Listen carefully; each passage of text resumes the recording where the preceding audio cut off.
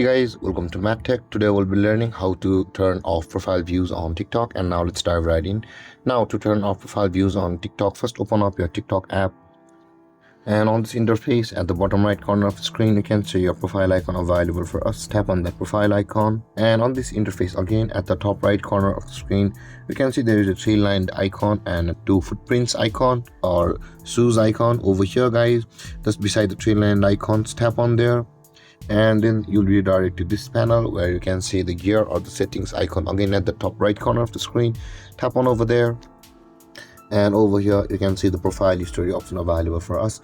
Now in order to turn off profile views on TikTok, tap on the toggle icon at the right side of the profile view history like this, and then your profile views on TikTok will be turned off.